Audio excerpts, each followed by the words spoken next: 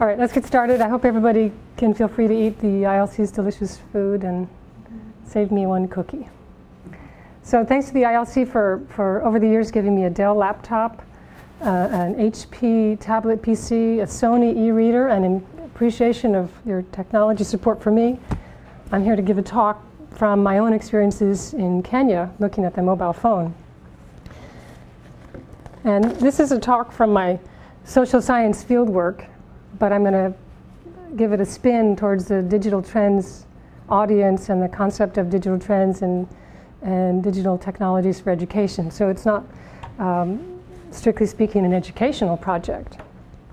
But the idea would be to share some insights from my fieldwork in Western Kenya around mobile phone uses and technology and barriers that will shed some insight into the spread of new media, well, definitely leapfrogging in a village in Western Kenya, adaptive uses among the villagers, and the challenges they face, the idea being that we could learn from them and they could learn from us. So there are things you're doing here that I may not have heard about and we can take back to Kenya and vice versa.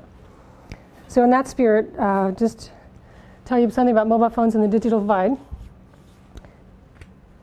In the developing world, cell phones have become this incredibly impressive phenomena. Over 3 billion subscribers around the world, some 50 billion. Half the world's population is evidently a subscriber of some sort. And the landscape of cell phone technology is visible throughout the developing country, probably more so than here.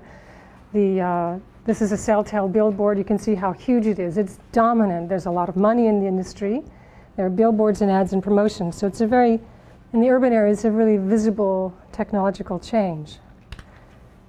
And another landscape, this is my study site in Western Kenya. Billboards are not evident. Phones themselves are not really visible. There's no electricity. This is a traditional rural community agricultural.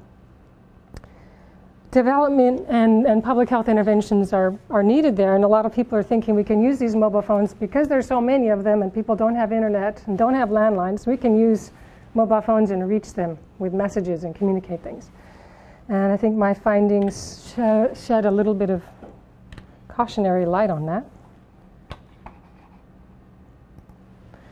So my experiences, my objectives would be to share some experiences around how phones are being used or not used in the village. And then also, because I was there as a researcher myself, using the phone in my own work, and as a member of a family, and as an educator running a Tulane field course there, I have a lot of practical experience. I can share that.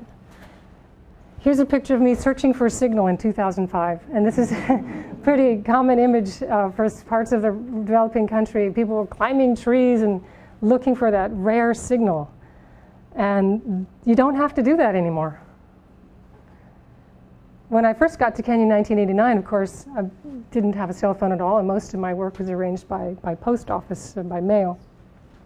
By 2003, I was not using the mobile phone here, but I was definitely using the mobile phone in Kenya. So it was much more useful to me there than here. But it was expensive. And yet, doing fieldwork in Western Kenya, I saw people who seemed to have no money buying this little device and using it. And so I wrote a proposal and asked the question, can't make this go forward. What are people actually doing with their phones in the village? Who's using them? How are they using them? What do they use them for? And why? So this is a picture, a couple of scenes in the village where there's very basic technologies being used to make a living out of the land. And then the new Motorola C113, a low-cost handset. What happens when we put that mobile phone into the village? This is taking place in Western Kenya. My project is titled Hybrid Technologies and has a long name. And I'm giving you a handout so you can stay in touch with me and write for more information. And it really is about not mobile phones alone, but mobile phones in the context of HIV/AIDS and kitchen gardens and changes.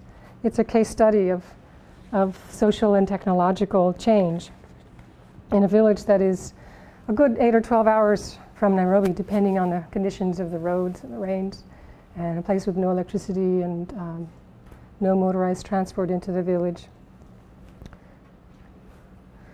Just to set the context, a lot of other research into mobile phones has come out in the last couple of years. When I started planning my research, there was almost nothing. Since then, there's been work on Jamaica, Rwandan entrepreneurs, fishermen in India. A lot of emphasis on the economic transactions that, gee, you can get access to market prices, you can clear the market, you can make money. And that's probably happening for people. And then another strand of research into the social networks that people use to maintain, that they maintain through their phones. And of course, the issues in the West would be the cell phone as a complication, as an interruption, as adding more and more work and trying to make it difficult, or in some cases easier, to balance our work and personal lives. So this is a little bit different. It's literally a case study, an in-depth case study with census and in-depth interviews and group discussions and other methods in a single village. And this is a scene from the interior of the village. And this is a large sketch map about this big. So we document and just interviewed everybody in one catchment area. And to the best of my knowledge, there's nothing like that. There are interviews with mobile phone users, there's observations, but nobody's gone in and said, gee, who exactly owns a phone in here? And what are they doing? This is a context of indigenous plants still being grown. Hand tools are still dominant. These are beautiful antique hoes that are still in use from pre-World War II. So what's going on? Who owns phones here? Martin owns a phone, and these young women don't. That gives you a hint. What we find from the census is not so surprising, but generally much lower phone ownership than people talk about for the developing world. It's nowhere near 50% of the population. It's only 15% of households. 38% of those who don't own a phone have only ever used one. Some people had never seen one before. But at the same time, the first user was had got his phone in 1999. So men are tending to be the heads. There's people with better education in this village who have jobs or working away in Nairobi and Kisumu, and they're tending to be the early owners. What are they doing with them, and what are they using? They like these new ultra low-cost handsets, and that's a technological success story, really, to the extent that that phones are being purchased nowadays. They're tending to buy these new low-cost handsets. They do a lot of sharing, and it's not quite as unproblematic. It's not a completely altruistic, we're all in it together model. It's, gee, this is a pain, but yeah, you can use it. And phones break, and people share their SIM card only, they share the battery only, they share the whole handset. They share in a lot of different ways, and that causes problems for the phones, it causes problems for people. In the developing world, there's mechanisms for sending money and airtime through the phone, and M-Pesa has become rather famous recently, sending money instead of Western Union. That hadn't actually arrived in the village when we started the survey, but now it is being used. What did exist was a way to send airtime, because this is all prepaid and nobody has contracts, and you just buy a scratch card. You can send money to somebody else. So there are people in the village who never buy a scratch card, don't actually have cash, they just receive it mysteriously in their handset. It's a lot of sending of airtime. And they're really not using games or internet or email or alarms or managing their contacts in any special way. The mobile phones are really just a phone. And they're not spending very much money. So recently the scratch cards have come down to about 30 cents, and that's the most popular scratch card is a 30-cent scratch card, which would just make one call, and people might buy that once a week. So there's a lot of really minimal spending in this community. Yet at the same time, some people are spending quite a lot, so there's an inequality. What do people do? SMS would seem to be a big phenomenon, text messaging. But actually most people like voice. And they like voice because they're speaking Bukusu or they're speaking Swahili, and those are difficult to put into a text message. They're using voice because they need to reach somebody, and if they send a text message, they have no idea if that's ever received, whether the phone's on, or they don't think that the person they're writing is going to read it. There's a lot of reasons about it for not using SMS. And even though it's expensive, a lot of people are just greeting. It's important to stay in touch. So there's the idea of social networks. And this isn't a huge surprise to people studying the phenomenon, but it is important to realize that to the extent to which, despite the poverty there and the cost of making calls, that people are maintaining personal and family connections much more than developing new business contacts. And people's lives extend across large distances. given that you're traveling on foot, a large distance can be just a few kilometers away. So they're maintaining local ties and then communicating with the men working in Nairobi, 8 or 12 hours away, or Mombasa. This is the way the African family and household works today. So we did in-depth interviews, and just 2 examples would be one woman who's a grandmother who has used a phone since 2003 because her husband is working away, and he bought it for her. And she never has any cash. She can never load any airtime herself. She just waits for it to show up. But she's using it in her HIV support groups. She's using it to talk to family and arrange funerals. So it's expensive, but very much valued by her. A different kind of user is a young man who's still living at home. He's a trader, so he's the model we might have in mind of an early adopter. And he's involved in business, but he's also living at home, so he's got to share his phone with his whole family. And he finds that it's very hard to share his phone. And by the way, even though he has more access to money and you think he'd be able to manage his phone better, his line isn't in service anymore. So I don't know what kind of line he's using or how we're going to reach him. We have to go knock on his door. So what do phones mean to people? These are mobile phones in an area with no electricity, no landlines, no post office, most of them don't have a post office box. There's no mail delivery. Without phone, I was in total darkness. So people speak of the phone in reverential terms. It's an incredible phenomenon to people who can use it. And they talk about it in words of, it's a freeing device. It's a privilege to have it. It helps with connections. So it's a wonderful thing. It's also just simply convenient. And people are spending money on it, but that's because they would otherwise have had to travel. And travel is costly, and it takes a lot of time, and it's incredibly inconvenient. And it seems like nobody's writing letters anymore. So they save time and money. And they're not really using them to receive messages so much as communicate with people they know. Why doesn't everybody have one? When in the census it seemed that everybody says it's just cash. Phones might seem complicated. There's issues, technical issues, but basically it's just lack of cash. And that's in terms of the handset, it's as well as keeping it charged electrically, keeping it charged with airtime. And they're hard to maintain in a setting where you don't control it. You can't control the charger, the battery gets taken out, there's a lot of issues. They don't have good consumer support. They don't obviously have landlines or computers that would give them that experience in using digital devices. So charging that battery just came out to be the #1 issue, keeping your battery charged so you can use the thing. And Wilfred, who's 60 years old, says, there was a time I wanted to call a friend, and there was this funny sound and a light, and it just, basically he was finding out what messages the phone's going to send him before it's about to die. And he pulled it out. He needed to make a call. Phone dies on him, and he's stuck there in the village with no electricity, unable to do what he wanted to do. So people spend money. They spend a lot of travel time. They spend hours trying to leave their phones to get charged. They take their battery out of a mobile phone and give it to Christine in a kiosk, who puts it into this Chinese generic charger that'll charge any battery and also ruin it. So their batteries don't last so long. And in the village, there are some people who say, sure, we charge it regularly at a shop or my school or my church. And that 18% aren't spending any money in these kiosks to keep them going. So in terms of the spin-off economic benefits of the mobile phone industry, it's really diffuse. And the people with money, they have jobs, they're in town. It's not being spent locally. Now, you're probably thinking solar is the answer, because a lot of people think solar is the answer. I was in a meeting over lunch, and people said, yeah, solar is the answer. But not yet. So Rose, one of the things we did in the project was try out a couple small solar chargers. Cost nearly $70 in Nairobi, which is more money than Rose sees in months. She would never have bought it. I gave it to her to try out. She loved it. Got dropped, broken. The repair cost another 650 shillings. And this is just one little charger that really could be used by one person because it takes 4 hours to charge. And you could share it with somebody, but the other handset didn't work on the adapter. So these are the problems that they face, and they would just give up.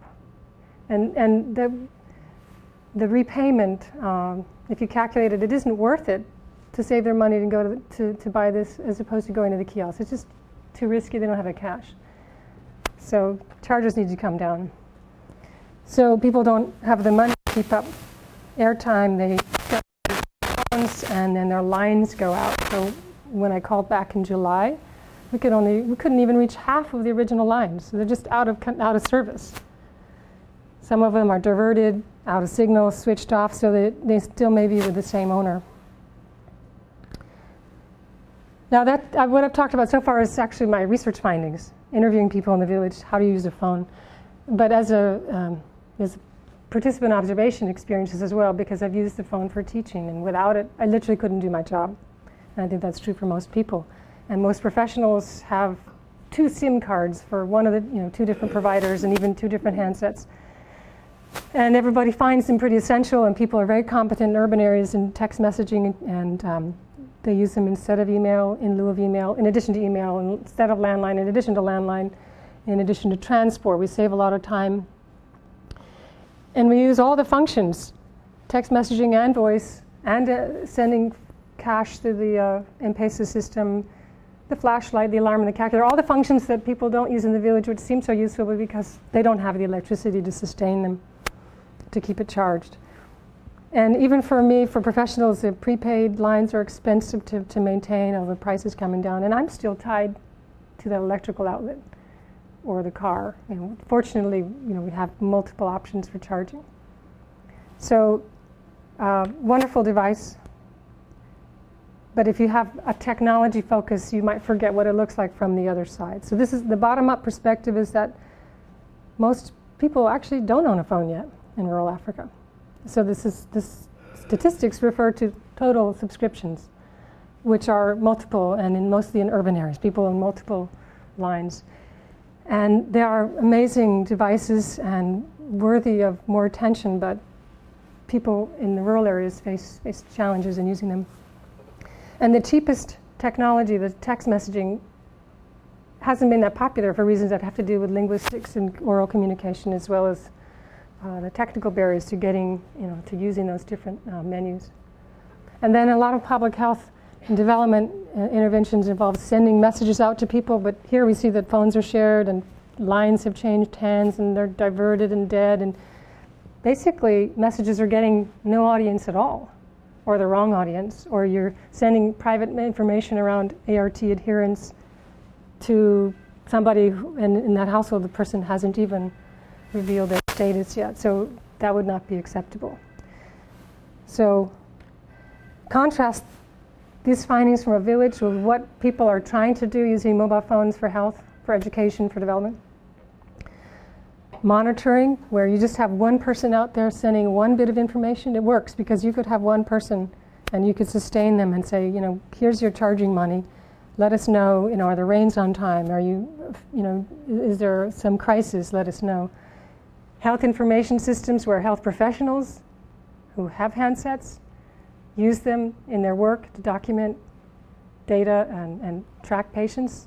That can work, but professionals also in rural areas don't have electricity. The health clinic nearby has no electricity.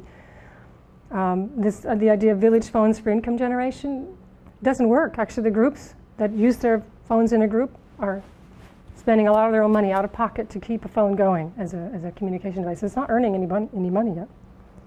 There's this idea of jobs, SMS messages to communicate around jobs, and that seems to work in some urban areas, but hasn't reached the village yet.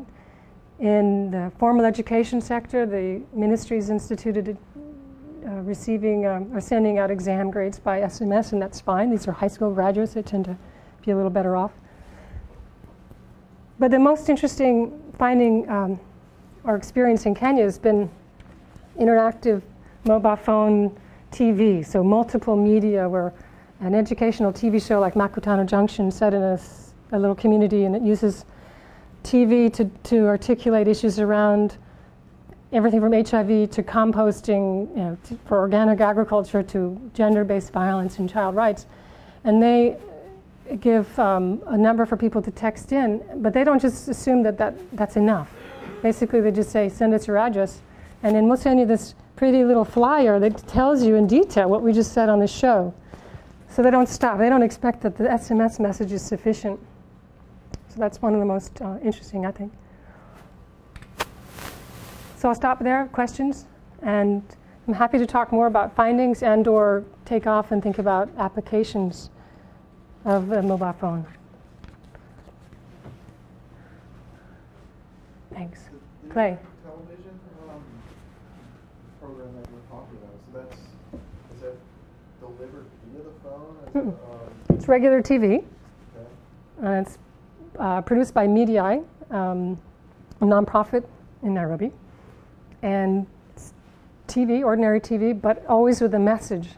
And so it's basically communication of public health and development information through a fun story. And they build in a database. Well, people can text in and say, I want to know more about that. And they have a sophisticated database that keeps track of numbers. And they know that many people, sometimes different people are using the same number, but they keep a little biography of each one. Whereas a lot of information systems that use mobile phone numbers don't keep track of multiple users. It's just assumed to be one user per line. And also the fact that they just don't assume that that's enough. You know, they send out more information, and this is just instructional information. But there's a project in Kenya in delivering antiretroviral therapy to HIV-positive people in Western Kenya, and they used mobile phone messages as a reminder. Well, first they had to buy phones for people because, as you see, they're not that common. They had to teach them how to use it, and they were just using short messages or long messages. And I don't think that they know really exactly what's happening because a lot of people probably aren't seeing their message. And it's not enough just to send a message out. So they have to track, do things that get replied back to confirm, or do they just? Some do and some don't. I have to follow up and find out more about the project in Western Kenya. I don't think so. They can't afford sending every text message costs money. So if you're asking for a received, evidence of receipt. That's another message. You're doubling the price of everything. So they're trying to run it as a research project, as a public health project, and that just doubles the price of their whole activity. So they didn't build in a receipt confirm. To follow up on that, the actual infrastructure then is owned by private companies, is that correct? The cell phone masts Yeah. are, some of them are private, some are public, and then sometimes the main companies, Safaricom and Celtel, Zain, which are big leaders, and they sometimes lease the same tower and they put their own hardware on the same mast.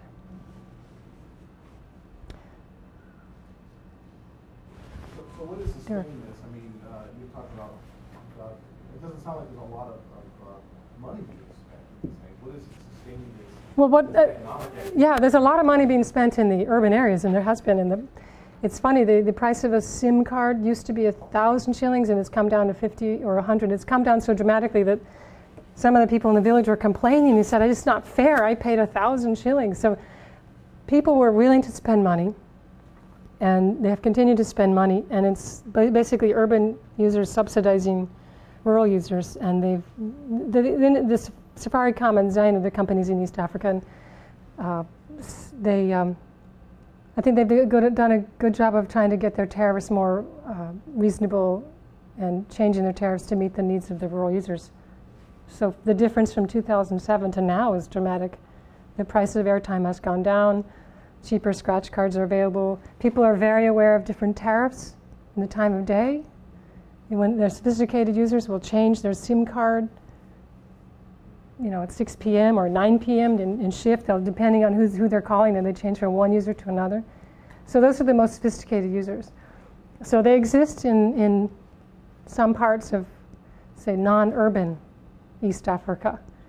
But what's happened is, like a lot of the digital enthusiasm, certain users are more informed and aware, and if the digital devices like mobile phones are tapping into money and resources, then some people are going to be left out of that.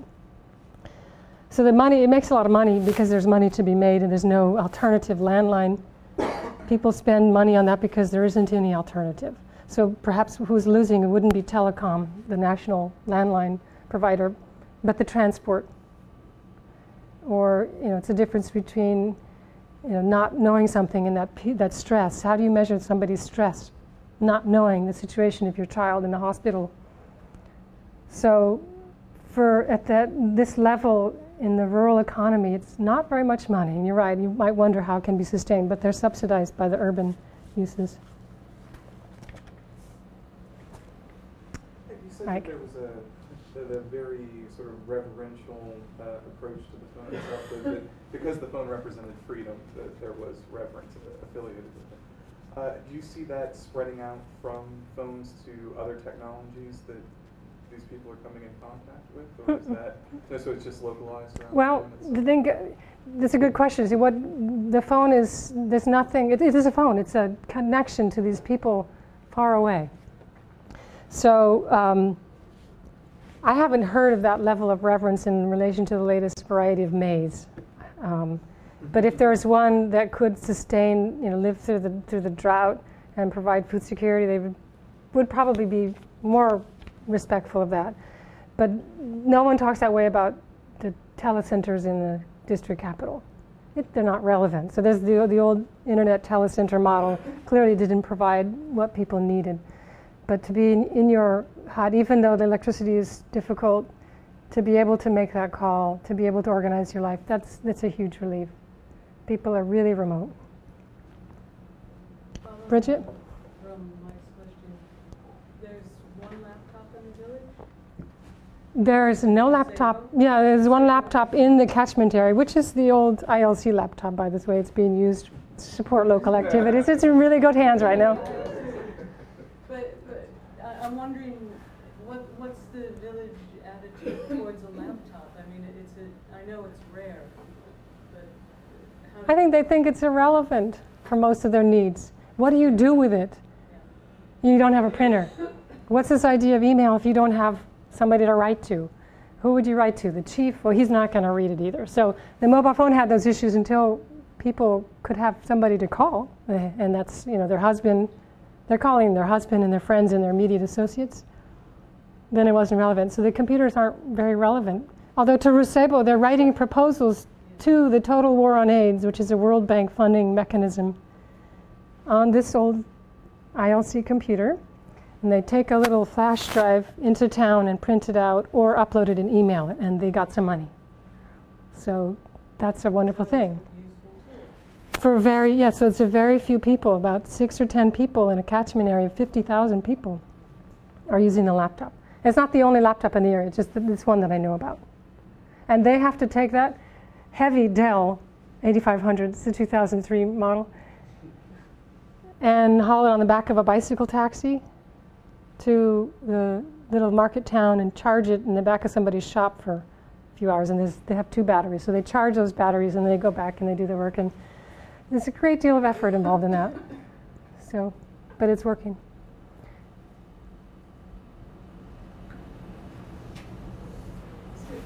This summer in Africa, I was in Syria and Uganda, and just astonishing the spread of Phones. Technology in Tanzania, out in a side village, and they're attaching little phone carrier pockets to the jewelry, and got it in the town periodical and chargers, and it was just everywhere. But in the context of a ICT Patient Center course in Uganda, we did a little project looking at how people were using cell phones in the context of healthcare. And it was urban and semi-rural. And although the official perception when we started was that that phones aren't used in healthcare context here. In reality, everybody did. It was all informal. Almost everyone with access to a phone would say they had at some point used call my cousin who works at the health center to find out something or whatever. And the only sort of formal mechanism we found was in one of the semi-rural areas that the midwife through the health center had a phone to be contacted. And that there was a somewhat formal mechanism there. But otherwise it was very, very common, but completely informal and unacknowledged by the official healthcare system. That was even going on. So it was also really interesting to notice that I guess there's like 4 competing cell phone companies in Uganda. And they'll go out in the semi-rural areas anyway, not way out in villages, but for advertising, they'll paint your house. Bright orange or green, you know, so, with the. Right. So, you know, entire communities, every house is painted in one before. And while we were there, one of the companies changed ownership, and within 72 hours, literally the appearance of the countryside changed because this huge number of buildings were painted in this, you know, bright fuchsia color. Yeah. Color. And it was just astonishing to watch how fast it happened. And, you know, this was out along the roads away from Kampala. But anyway, so I didn't know if the healthcare context was anything that came up in particularly What I did was ask, in in-depth interviews, I asked people how they use their phones for, say, agriculture. You know, this idea of people using it to get market prices. I asked them how they use it for HIV/AIDS. And I have to say it's similar, that it's not the formalized receiving of messages and Ministry of Health bulletins. It's all about just connecting with people you already know and work with through the support groups to give assistance, to provide food aid for the cases of those who are destitute.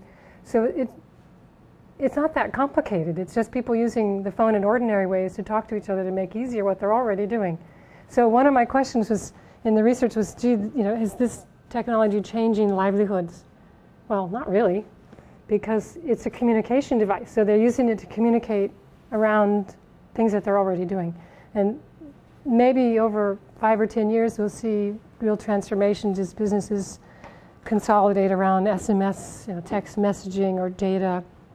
The data connectivity is changing rapidly, because I was in the village using my tablet PC, thank you ILC, for connecting to edge networks and sending email, and now it's 3G is the nationwide standard, although it hasn't reached the village yet.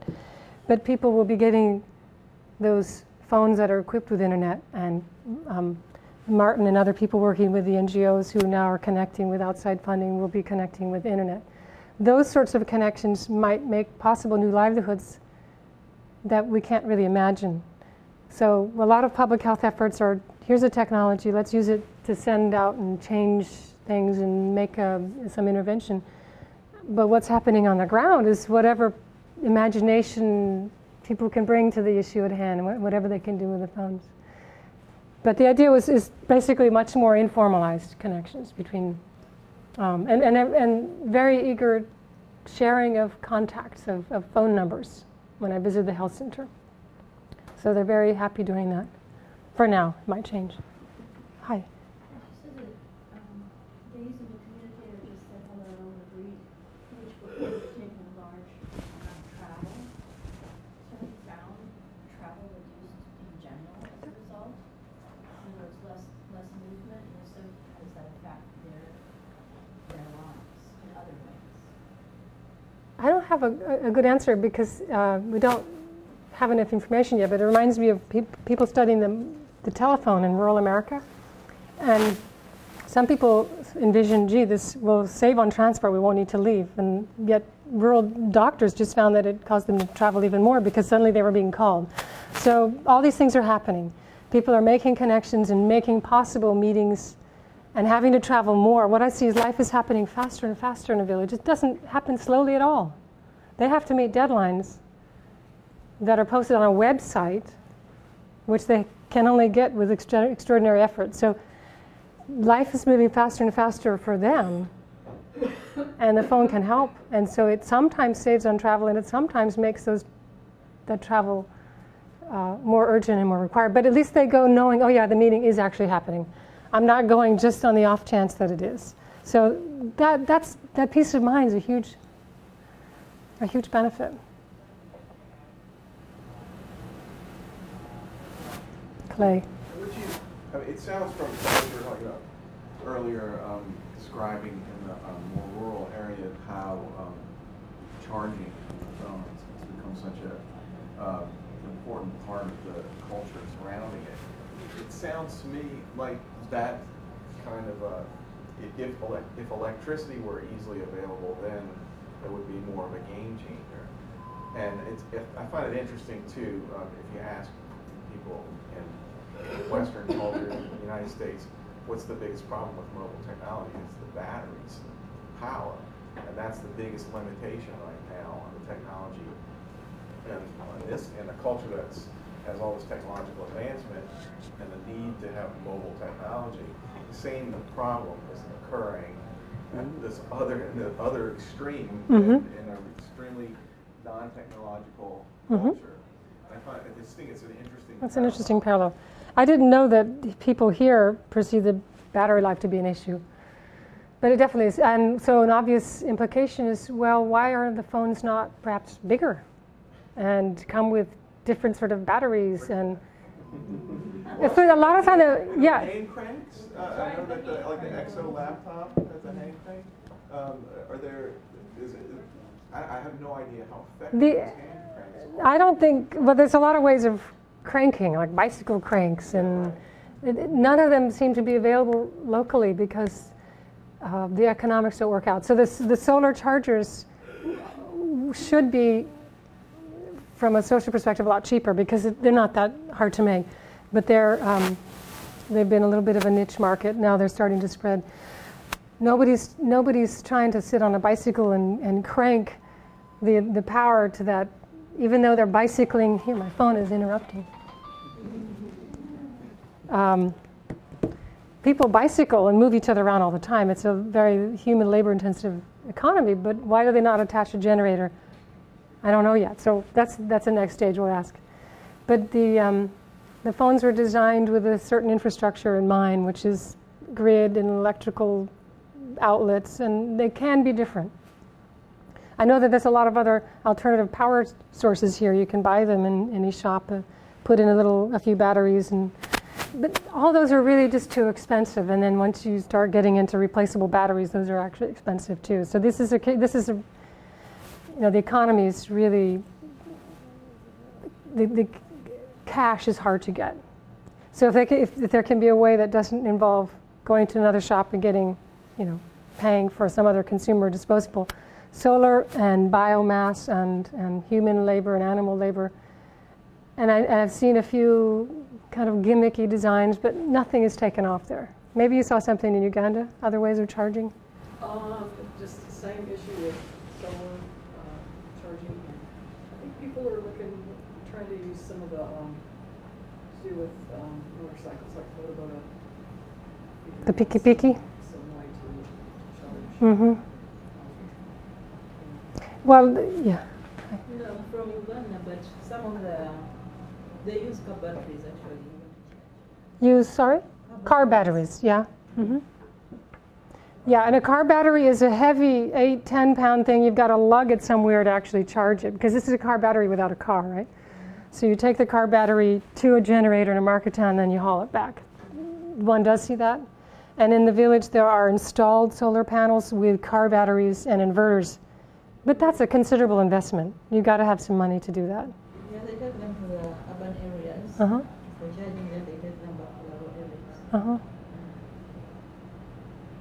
So there's a lot of adaptive uses, which on one hand are ingenious and wonderful, and on the other hand are just irritating and not good enough.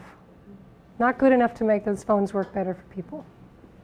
Who's behind the ultra-low cost handsets? Motorola and the GSM Association funding that, and Nokia.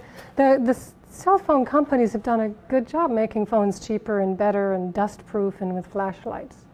Well, what about the power issue? How do They expect that to be dealt with? Well, they have developed what they call long-life batteries, but they're not long-life enough, and they're working within the same constraints of size. I don't know why this idea is that it has to be this size. Why can't it be twice as big, a wireless that just sits around most of the time but keeps its charge? So they have the Moto F3 is that it's in one of these pictures. I don't think it's for sale here in the U.S. This is going to be a slow backup. The best battery was in the Motorola F3, which has a special kind of screen right here, and you can actually read my phone number on her screen. and you can't on anybody else's. But it's really slim and it's elegant and it's a nice design and everybody liked it. They have an aesthetic appreciation. It looks cool, but they think that it's a long life battery, but it's the same size. What makes it last a little longer is that the screen doesn't, it's a different kind of screen. It's ink, like the e-reader, I think. Obviously, the laptop. What's the term for the ultra? The XO. That's a consortium group that's not. It's not necessarily a commercial. It's a commercial group behind it, but they're not. What's that? No, they're doing this to produce this product that can be used in these sorts of these settings. It's not necessarily a commercial product. Right. It's being heavily subsidized. Have we skipped over that whole process with the cell phones? I think we see day in and day out that this is the mobile device of choice, not the laptop necessarily. And maybe it's a stepping stone along the way. I wonder why that sort of initiative and thought process isn't being applied to the cell phone instead of relying on the commercial entities, which are still producing a product that is geared towards their commercial needs, as you're saying, as much as for these folks who are running the laptop has the crank built into it. Well, it doesn't have the crank built into it anymore. It isn't available on the market, and it isn't a big success. And you're going to hear about it in 2 weeks. On the 30th, we're going to have a session devoted to just the XO. So I have an XO that I bought last year. Bridget's going to be presenting on it in 2 weeks and showing it. The cell phones have taken off because they're an example of, in a sense, the best kind of public-private partnership. I'll leave it like that. And it could be better, but I think that there are innovative designers in the handset companies, and they're really innovative companies like Safaricom. And so it is a wonderful technology on one hand, and the nuanced judgment I have is that it's pretty good, but if you really want to reach this bottom of the pyramid, then the major constraint would be the electrical issues, because even the price is coming down and people can make those choices. But if you can't sustain it and use it, so whose job is that? That's an issue for development, for telecommunications industry, for those sort of public-private partnerships. And I think they're working on it. I don't think that I am saying anything particularly new. It's just that this is the first kind of grounded research in one place. But there are other observers. In fact, I was going to give you some resources on where to, okay. The very last slide. How do I do it? This is, okay, sorry, I'm not a user of this new technology yet. It's unfamiliar to me. My project is Hybrid Technologies Project, and I'm going to keep following this, and maybe I'll get an answer. But there are other observers like Jan Chipchase, who runs around the world with Nokia, observing how people are using their phones and bringing that information back to Nokia. I think he does a good job. Kiwanja.net is a guy named Ken Banks, who's observing mobile phones and promoting their use and documenting examples of innovative uses by NGOs and ordinary community development agencies, and he's very connected. So in other words, it's probably not a government job, and it isn't a job for multinationals. It's just a lot of smaller entities and actors and designers, and tapping into the money at the bottom of the pyramid. So they don't have very much money, but they've got something. And once the mast is there, once the signal is there, it doesn't cost much. Once somebody has a handset, if you can get them to spend a little bit more, you've made some money. Right, so from the point of view of the industry, the signal providers, they have nothing to lose by trying to get these new users. So what will make these new users join this digital world is simply, better handsets that they can afford to keep using. So they can spend a little more if it's reliable, and they're buying these new handsets. They used to have to buy used handsets, and they had bad batteries. They were worn out already. And that was just a huge issue. So the battery issue is actually better now that they're buying new handsets. So Tactical Tech is a clever name for an organization working with technologies generally. And the Nokia Innovation Challenge, if you check it out, they have funding for good ideas. So if you have an idea of how to use mobile phones or other innovative technologies, basically mobile phone based, you might win some money. And I'm happy to join you on that effort. I don't have any immediate ideas. Mike? Did you find that, what was the replacement rate? Did you find that, I mean, I guess it would be a matter of time, but did you find that, you mentioned that the phones were easily destroyed in the environment that they're in. Were people going through phones rapidly, or was there simply not enough money for that to occur? Rapidly, well, they buy a handset and they keep it around, because you ask them, if I were to ask you, do you have a handset, do you have a phone now? You might say, yeah, I've got one. You're not going to say, yeah, and I've got 3 more dead in my drawer. Right. When we say, do you have a phone? Yeah, they say, yeah, I've got 3. Which ones are working?